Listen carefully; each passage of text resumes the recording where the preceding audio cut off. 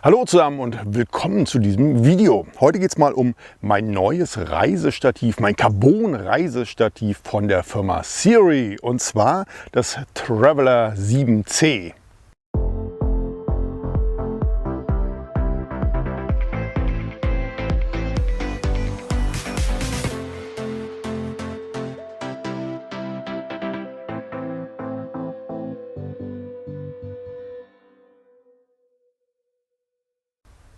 Mein neues Reisestativ ist diesmal ein Siri geworden, und zwar aus der neuen Traveler Serie. Da gibt es verschiedene Größen. Ich habe hier das Traveler 7C gewählt, das aus Carbon ist. Warum brauche ich ein neues Stativ? Schon wieder ein neues Stativ. Ich habe so die Angewohnheit, immer mal das ein oder andere Stativ irgendwo stehen zu lassen. Das war jetzt auch so mein letztes Carbon-Stativ habe ich jetzt tatsächlich auf einer Veranstaltung stehen lassen. Habe mal dann nochmal angerufen. Es war natürlich nicht mehr da. Schade, schade. War da auch eigentlich sehr zufrieden mit. Das heißt, es musste jetzt ein neues Stativ her. Ich habe ein paar Eckpunkte, die ich auf jeden Fall wieder haben wollte, und bin dann bei der Firma Siri gelandet. Siri kennt vielleicht der eine oder andere von euch. Es gibt sehr hochpreisige Stative. Da bin ich immer nicht so der Freund, gerade weil ich die Sachen auch stehen lasse. Und da bin ich auf die Traveler-Serie aufmerksam geworden. Ich wollte wieder ein Carbon-Stativ haben, und es sollte aber eben nicht so hochpreisig sein. Also ich würde jetzt für ein Reisestativ aus Carbon keine 350 € ausgeben. Es geht nämlich auch günstiger, und zwar das Siri Traveler Serie 7C, was wir hier haben, kostet genau 139 €. Und das Gute war, ich bin ja nicht so ein Freund vom Amazonas, wo viele da ihr Geld versenken, sondern es kostet nicht nur dort 139 €, sondern auch direkt auf der deutschen Seite von Siri. Ich verlinke euch das Ganze natürlich. Könnt ihr das Stativ auch hier direkt aus Deutschland bestellen. Lieferzeit, ich glaube 1 bis 3 Tage. Es ging jetzt ziemlich fix bei mir und kostet den gleichen Preis. Jetzt gibt es natürlich Reisestative, Carbon-Stative, gibt es natürlich en masse, gibt viele Anbieter, gibt es auch für einen günstigeren Preis, das ist auch so, aber du hast natürlich so ein bisschen aus Erfahrungswerten heraus gewisse Vorstellungen. Und gewisse Vorstellungen hatte ich auch, was soll es haben, welche Eigenschaften brauche ich auf jeden Fall, und da ist dieses Stativ mir halt dann irgendwie ins Auge geschossen, und warum das so ist, das möchte ich euch jetzt auch mal erklären, warum ich vor allem sehr zufrieden mit bin. Ich war schon sehr oft jetzt damit unterwegs. Ich war zum Beispiel in Köln, als ich in Köln jetzt war, das Video hatte ich ja schon gepostet, da hatte ich es auch mit, am Rhein unten, stand auch im Wasser drin, hat es super überlebt, ist auch immer so eine Geschichte, kommen wir aber nachher noch zu. Und deshalb wollte ich es euch einfach mal vorstellen, weil viele auch immer fragen, was für ein Stativ verwendest du dann zum Beispiel? Was hast du da beim Fotografieren gehabt? Hier mein aktuelles Carbon-Stativ Siri Traveler 7C. So, was braucht jetzt mein Stativ? Carbon finde ich immer ziemlich cool. Nicht nur, weil es cool aussieht, sondern weil es einfach belastbarer ist und dabei leichter. Ne? Ein Alu- oder Metallstativ ist da wesentlich schwerer. Es ist kein Superleichtgewicht, es hat jetzt 1,59 Kilo, aber das ist ein gutes Gewicht für die Ausmaße, die hier das Stativ hat. Und Carbon ist natürlich belastbarer. Ihr habt jetzt hier eine maximale Belastbarkeit von 13 Kilo. Wirst du nicht benutzen, du wirst nichts, was 13 Kilo hat, hier oben raufpacken. Aber die Stabilität ist gegeben, und das ist ja wichtig. Ne? Du hast nach oben hin eben Luft. Und ist auch wichtig, wenn du zum Beispiel hier nochmal ein Gewicht dranhängst zum Stabilisieren etc. Was kann jetzt so ein Stativ ab, bevor es umfällt und deine Kamera gleich mit in die Tiefe reißt. Das war natürlich eine Sache, Tragkraft. So. Dann war mir natürlich wichtig, ich brauche einen ordentlichen Kugelkopf oben. Der muss eine Panoramafunktion haben und muss auch vernünftig leichtgängig sein. Leichtgängig mit einem gewissen Widerstand. Ne? Ist eigentlich irgendwie so ein Widerspruch in sich, aber wer so einen Kugelkopf benutzt, der weiß wahrscheinlich, wovon ich spreche. Also erstmal 360-Grad-Funktion ist ziemlich easy. Ihr habt hier eine Feststellschraube, die könnt ihr lösen, und dann könnt ihr diesen Kopf um 360 Grad in der Horizontalen drehen. Ist wichtig, wenn ihr zum Beispiel filmen wollt, macht den Kameraschwenk, oder wenn ihr natürlich Panoramafotos macht, damit ihr auf der Horizontalen immer gleich bleibt. Und diese Panoramafunktion hier, die ist echt smooth so. Ne? Das hat so ein bisschen was von einem gelgelagerten Kopf. Das ist nicht gelgelagert, aber es geht super easy, finde ich extrem cool. So, dann zum Kugelkopf selber eine große Einstellschraube. Einstellschraube, auch eine wichtige Sache. Bei dem Carbon-Stativ, was ich vorher hatte, war hier gut gemeint nochmal eine Gummierung oben drüber, quasi über diesem großen Arretierungsknopf. Die hat sich aber leider gelöst und dann hast du das Problem, dass du dann irgendwann diesen Kugelkopf nicht mehr richtig festziehen kannst. Und das ist ziemlich blöd, denn dann hast du nämlich das Problem, dass deine Kamera nach vorne wegkippt. Hier das Ganze aus Aluminium, super, ein Teil kann sich nichts lösen, kannst du deine Kamera bzw. den Kugelkopf super mit lösen und kriegst ihn natürlich auch mit einem Dreh wieder richtig festgezogen. Das ist ganz wichtig. Diese Gummierungen sind manchmal auf den ersten Blick cool, gut gemeint, aber können natürlich auch Nachteile birgen. Was mir noch wichtig war, war die Aufnahme der Stativplatte. Und zwar war mir da wichtig, dass ich dort einen Sicherungsknopf habe, einen Sicherungshebel, eine Sicherungsfunktion, eine Sicherungspin. Ich zeige euch nämlich mal warum. Und zwar ist mir mal vor einiger Zeit eine Kamera abgeschmiert. Da hatte ich nämlich in der Stativaufnahme hier oben so eine Sicherung nicht mit eingebaut. Ich zeige euch mal, worum es geht. Ihr fotografiert zum Beispiel hochkant und habt vielleicht vergessen, zum Beispiel hier die Aufnahme der AK Swiss Platte richtig festzuziehen. Das zeige ich euch mal. Im Normalfall, ihr seht es jetzt hier, das ist nämlich fest. Im Normalfall würde dann eure Kamera nämlich abrauschen und dann liegt sie auf dem Boden. Hier habt ihr den Vorteil, dass ihr hier nochmal eine Sicherung mit drin habt.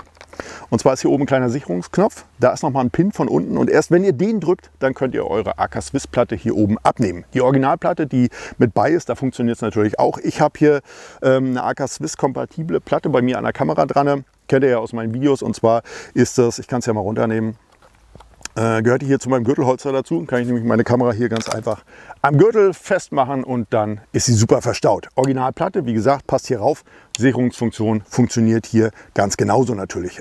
Platten, Stativplatten, AK Swiss kompatibel, passt alles hier rauf und die Funktion funktioniert auch bei den bei 99%. Ich hatte jetzt nur eine, wo diese Funktion nicht gegeben war, aber bei allen anderen funktioniert das super. Aber ihr werdet wahrscheinlich ja ohnehin die original mitgelieferte Platte hier, die Stativplatte nutzen.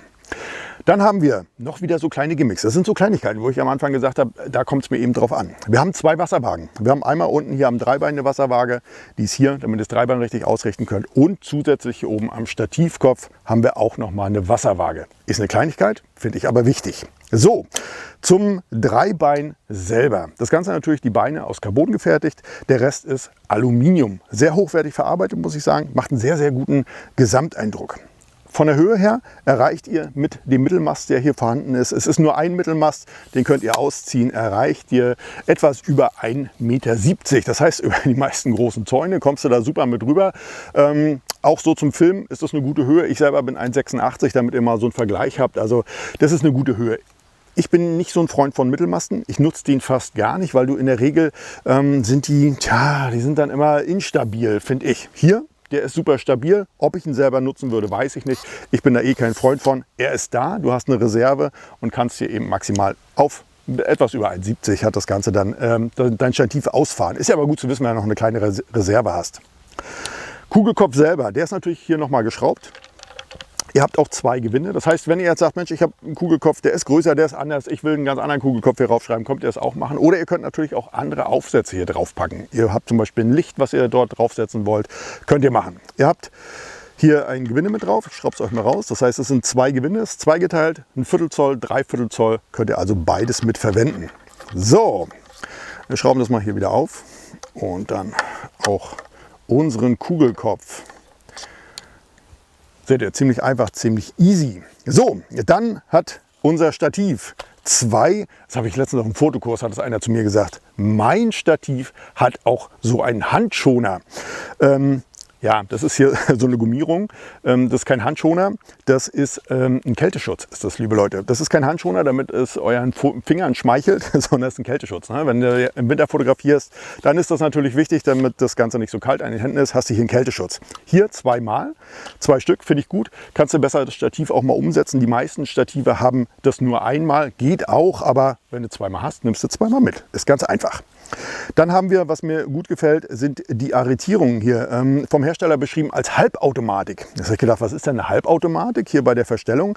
Und mittlerweile finde ich es cool. Und zwar müsst ihr ja normalerweise, bei den meisten ist es so, dass ihr auf diesen Arretierungsknopf raufdrückt. Dann müsst ihr den gedrückt halten und könnt dann entsprechend verstellen. Den könnt ihr so lassen. Und zwar rastet er ein hier unten. Ihr könnt ihn natürlich auch wieder zurückklicken, aber ihr könnt den Einmal draufdrücken, dann bleibt er so und dann klappt ihr das Stativ hoch. Dann klappt er hier zurück, wenn ihr den letzten Punkt überschritten habt. Und dann könnt ihr in den Schritten, in denen ihr das Stativ haben wollt, entsprechend das hier einrasten lassen. Es gibt 3 Rastpunkte, die ihr nehmen könnt in der Verstellung.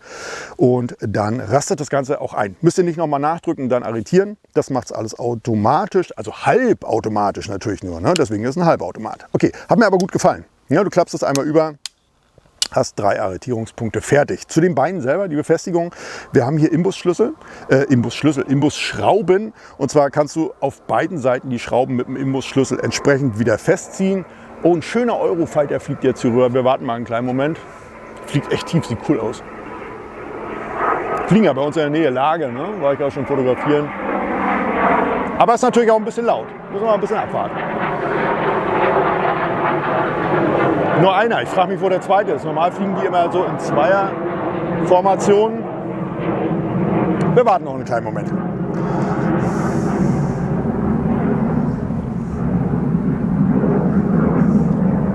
So, ich glaube, sollte wieder gehen. Also, zum Arretieren der Beine, ganz wichtig.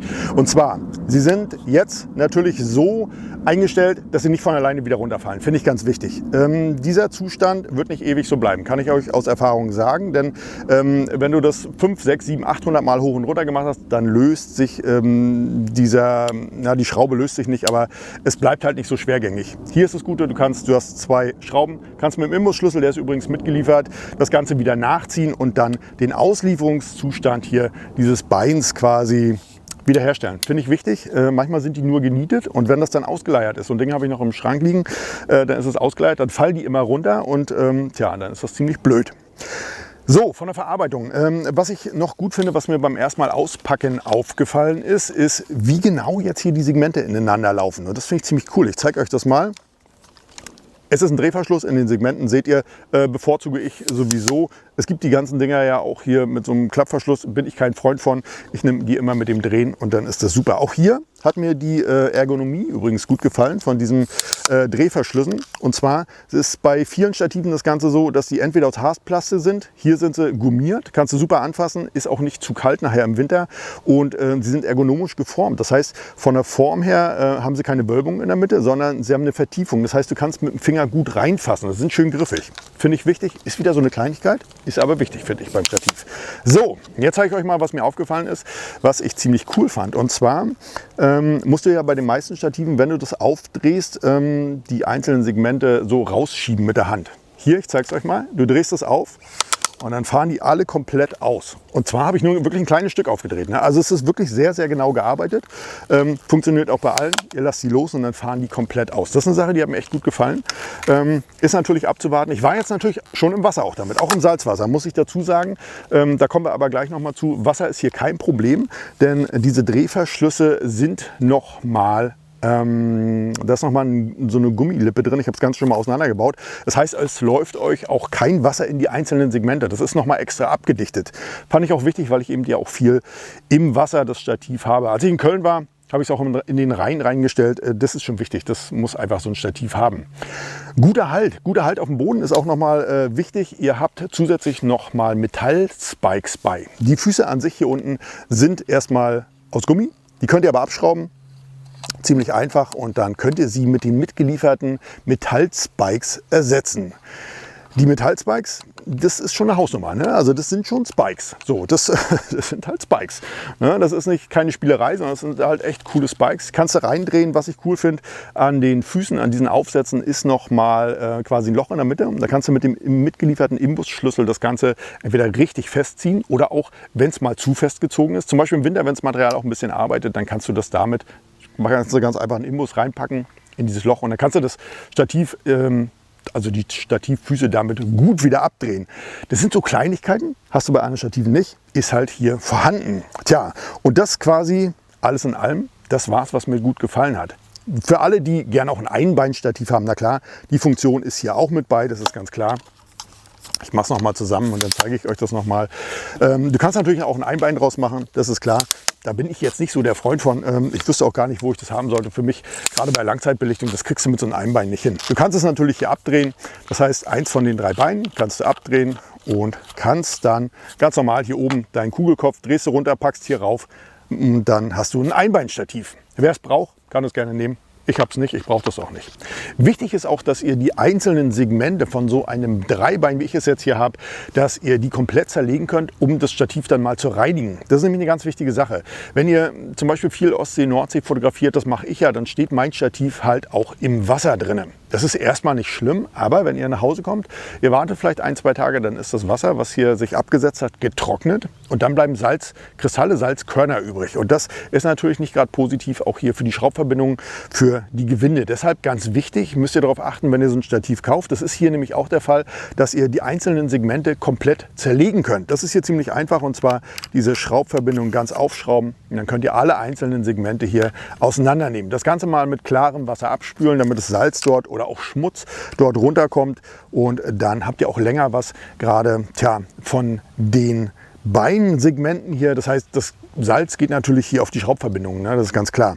Wenn ihr das Ganze immer hoch und runter dreht, das knirscht auch sehr unangenehm, macht ihr euch natürlich auch hier die Gewinde kaputt. Deswegen ganz wichtig, wenn ihr ein Stativ habt, nicht nur ein Schraubstativ, auch eins zum Klappen. Achtet darauf, dass ihr die Segmente komplett zerlegen könnt, dass ihr es auch entsprechend dann mal reinigen könnt. Hier ist es so, es ist zusätzlich abgedichtet gegen Wasser. Das heißt, hier ist nochmal ein Gummiring drin.